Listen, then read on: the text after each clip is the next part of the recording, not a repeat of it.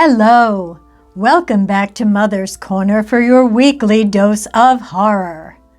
Tonight, we're delving into Our New House by Bram Stoker, published in 1885. Are you ready? Let's go! We spoke of it as our new house simply because we thought of it as such, and not from any claim to the title, for it was just about as old and as rickety as a house supposed to be habitable could well be. It was only new to us. Indeed, with the exception of the house, there was nothing new about us. Neither my wife nor myself was, in any sense of the word, old, and we were still, comparatively speaking, new to each other. It had been my habit, for the few years I had been in Somerset House, to take my holidays at Littlehampton, partly because I liked the place and partly, and chiefly, because it was cheap. I used to have lodgings in the house of a widow, Mrs. Compton, in a quiet street off the sea frontage. I had this year, on my summer holiday, met there my fate in the person of Mrs. Compton's daughter Mary, just home from school. I returned to London engaged. There was no reason why we should wait, for I had few friends and no near relatives living, and Mary had the consent of her mother. I was told that her father, who was a merchant captain, had gone to sea shortly after her birth, but had never been heard of since, and had consequently been long ago reckoned as with the majority. I never met any of my new relatives. Indeed, there was not the family opportunity afforded by marriage under conventional social conditions. We were married in the early morning at the church of Littlehampton, and without any formal wedding breakfast, came straight away in the train.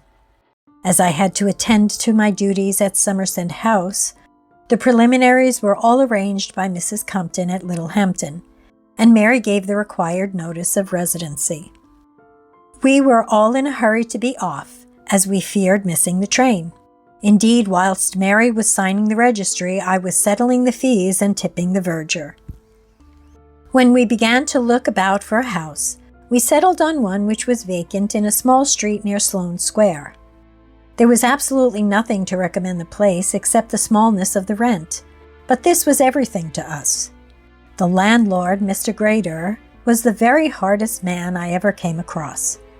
He did not even go through the form of civility in his dealing. "There is the house," he said, "and you can take it or leave it. I have painted the outside and you must paint the inside. Or, if you like it as is, you can have it so.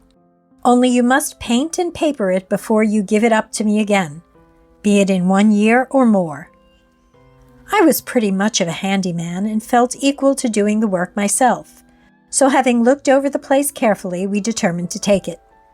It was, however, in such a terribly neglected condition that I could not help asking my ironclad lessor as to who had been the former tenant, and what kind of person he had been to have been content with such a dwelling. His answer was vague. Who he was, I don't know. I never knew more than his name. He was a regular oddity. Had this house and another of mine near here, and used to live in them both, and all by himself. Think he was afraid of being murdered or robbed. Never knew which he was in. Dead lately. Had to bury him, worse luck. Expenses swallowed up value of all he'd got.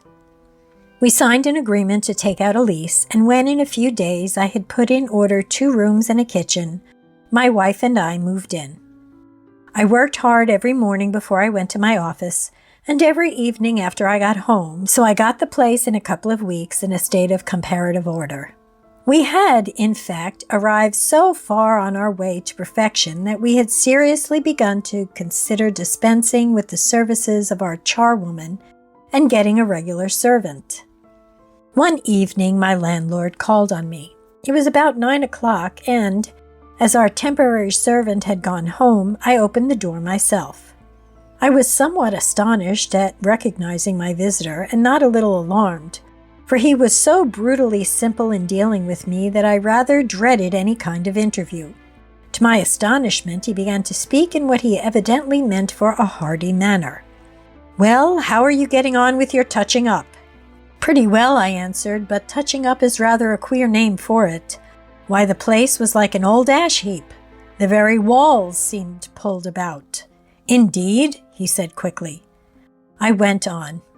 "It is getting into something like order, however. There is only one more room to do, and then we shall be all right." "Do you know," he said, "that I have been thinking it is hardly fair that you should have to do all this yourself." I must say that I was astonished as well as pleased, and found myself forming a resolution not to condemn ever again anyone for hardness until I had come to know something about his real nature. I felt somewhat guilty as I answered, "You are very kind, Mr. Grader. I shall let you know what it all costs me, and then you can repay me a part as you think fair." "Oh, I don't mean that at all." This was said very quickly. "Then what do you mean?" I asked. "That I should do some of it in my own way at my own cost." I did not feel at all inclined to have either Mr. Grader or strange workmen in the house. Moreover, my pride rebelled at the thought that I should be seen by real workmen during laborers' hours. I suppose there is something of the spirit of snobbery in all of us. So I told him I could not think of such a thing, that all was going on very well, and more to the same effect. He seemed more irritated than the occasion warranted. Indeed, it struck me as odd that a man should be annoyed at his generous impulse being thwarted.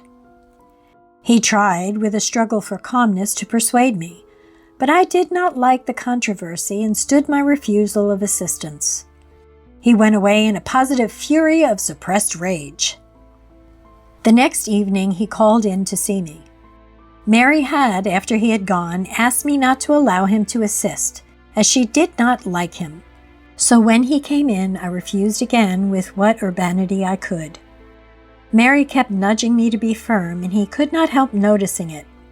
He said, "Of course, if your wife objects," and stopped. He spoke the words very rudely, and Mary spoke out. "She does object, Mr. Grader. We are all right, thank you, and do not want help from anyone." For reply, Mr. Grader put on his hat, knocked it down on his head firmly and viciously, and walked out, banging the door behind him. "There is a nice specimen of philanthropist," said Mary, and we both laughed. The next day, while I was in my office, Mr. Grader called to see me. He was in a very amiable mood and commenced by apologizing for what he called his unruly exit. "I am afraid you must have thought me rude," he said. As the nearest approach to mendacity I could allow myself was the suppressio veri, I was silent.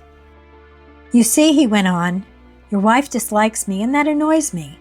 So I just called to see you alone and try if we could arrange this matter, we men alone." "What matter?" I asked. "You know, about the doing up those rooms." I began to get annoyed myself, for there was evidently some underlying motive of advantage to himself in his persistence.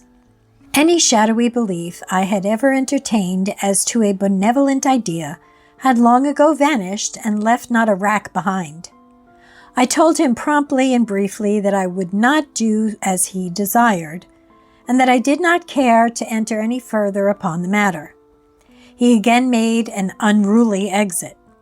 This time he nearly swept away in his violence a young man who was entering through the swing door to get some paper stamped. The youth remonstrated with that satirical force which is characteristic of the lawyer's clerk. Mr. Grader was too enraged to stop to listen, and the young man entered the room grumbling and looking back at him.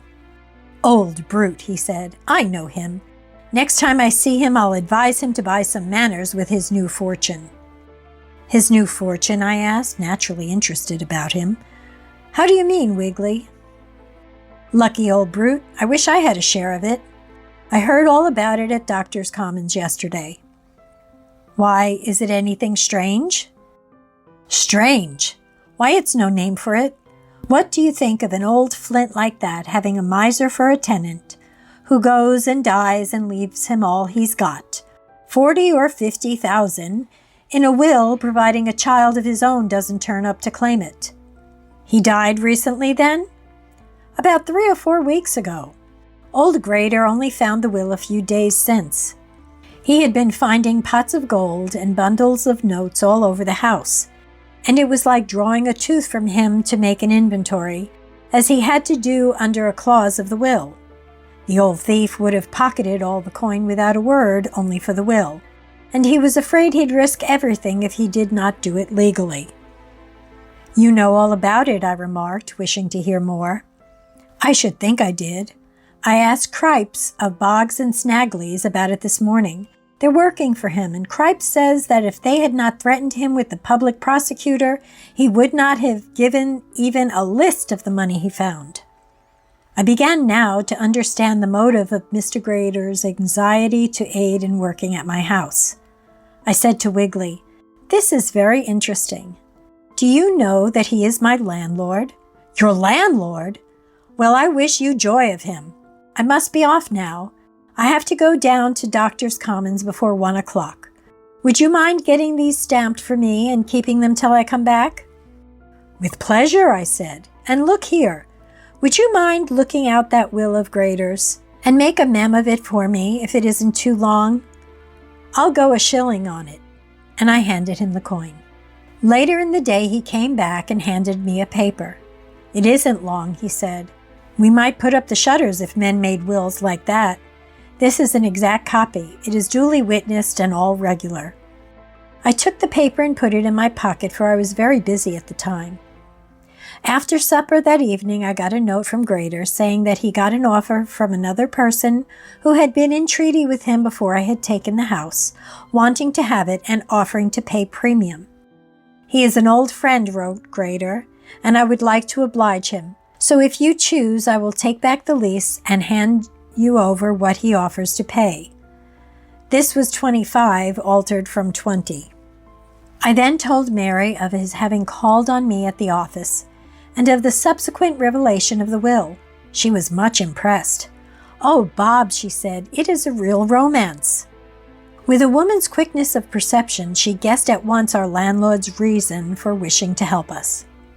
"Why, he thinks the old miser has hidden money here and wants to look for it." "Bob," this excitedly, "this house may be full of money. The walls round us may hold a fortune. Let us begin to look at once." I was as much excited as she was, but I felt that someone must keep cool, so I said, "Mary, dear, there may be nothing, but even if there is, it does not belong to us." "Why not?" she asked.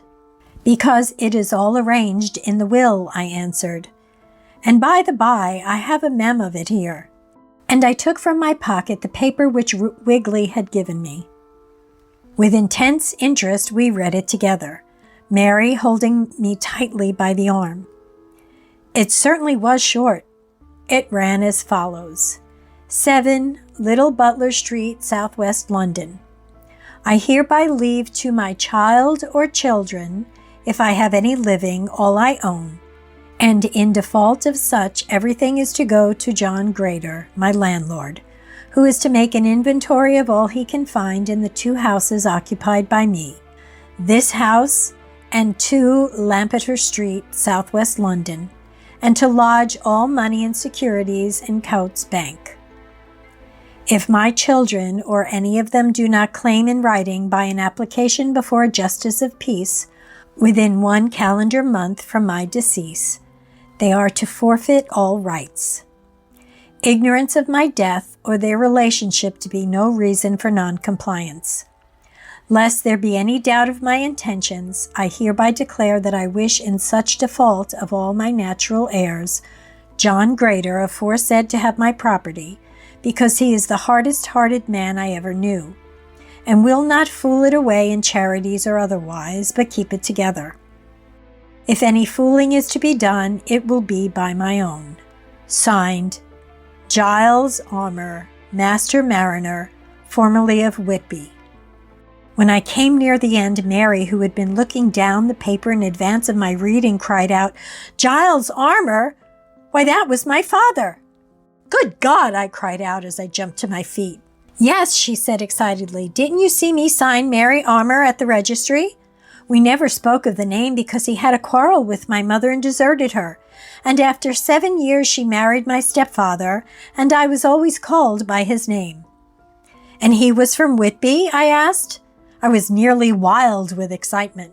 Yes, said Mary. Mother was married there, and I was born there. I was reading over the will again. My hands were trembling so that I could hardly read. An awful thought struck me. What day did he die? Perhaps it was too late. It was now the 30th of October. However, we were determined to be on the safe side, and then and there Mary and I put on our hats and wraps and went to the nearest police station. There we learned the address of a magistrate after we had explained to the inspector the urgency of the case. We went to the address given, and after some delay were admitted to an interview. The magistrate was at first somewhat crusty at being disturbed at such an hour, for by this time it was pretty late in the evening. However, when we had explained matters to him, he was greatly interested, and we went through the necessary formalities. When it was done, he ordered in cake and wine, and wished us both luck. But remember, he said to Mary, that as yet your possible fortune is a long way off. There may be more Giles Armours than one, and moreover there may be some difficulty in proving legally that the dead man was the same person as your father. Then you will also have to prove in a formal way your mother's marriage and your own birth. This will probably involve heavy expenses, for lawyers fight hard when they are well paid. However, I do not wish to discourage you, but only to prevent false hopes. At any rate, you have done well in making your declaration at once. So far, you are on the high road to success. He sent us away filled with hopes as well as fears. When we got home, we set to work to look for hidden treasures in the unfinished room. I knew too well that there was nothing hidden in the rooms which were finished, for I had done the work myself, and had even stripped the walls and uncovered the floors. It took us a couple of hours to make an accurate search, but there was absolutely no result. The late Master Mariner had made his treasury in the other house. Next morning, I went to find out from the parish registry the date of the death of Giles Armour, and to my intense relief and joy learned that it had occurred on the 30th of September, so that by our prompt action in going at once to the magistrates, we had, if not secured a fortune, at least not forfeited our rights or allowed them to lapse. The incident was a sort of good omen and cheered us up, and we needed a little cheering, for despite the possible good fortune, we feared we might have to contest a lawsuit, a luxury which we could not afford. We determined to keep our own counsel for a little and did not mention the matter to a soul. That evening Mr. Grater called again and renewed his offer to take the house off my hands. I still refused, for I did not wish him to see any difference in my demeanor.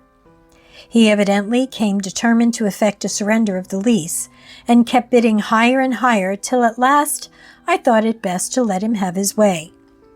And so we agreed for no less a sum than £100 that I should give him immediate possession and cancel the agreement. I told him we would clear out within 1 hour after the money was handed to me. Next morning at 9:30 he came with the money. I had all our effects, they were not many, packed up and taken to a new lodging, and before 10 o'clock Mr. Grater was in possession of the premises. Whilst he was tearing down my new wallpapers and pulling out the grates and sticking his head up the chimneys and down the water tanks in search for more treasures, Mary and I were consulting the eminent solicitor, Mr. George, as to our method of procedure. He said he would not lose an hour, but go by the first train to Littlehampton himself to examine Mrs. Compton as to the dates and places. Mary and I went with him. In the course of the next 24 hours he had, by various documents and the recollections of my mother-in-law, made out a clear case, the details of which only wanted formal verification. We all came back to London jubilant, and were engaged on a high tea when there came a loud knocking at the door. There was a noise and scuffle in the passage, and into the room rushed Mr. Grater, covered with soot and lime dust, with hair disheveled and eyes wild with anger, and haggard with want of sleep. He burst out at me in a torrent of invective. "Give me back my money, you thief! You ransacked the house yourself and have taken it all away. My money, do you hear? My money!" He grew positively speechless with rage and almost foamed at the mouth. I took Mary by the hand and led her up to him. "Mr. Grader," I said, "let us both thank you. Only for your hurry and persistency we might have let the time lapse, and have omitted the declaration which, on the eve before last, we, or rather she, made." He started as though struck. "What declaration? What do you mean?" "The declaration made by my wife, only daughter of Giles Armour, Master Mariner, late of Whitby." Talk about overwhelming greed. If you were the landlord, what would you do? Let me know in the comments.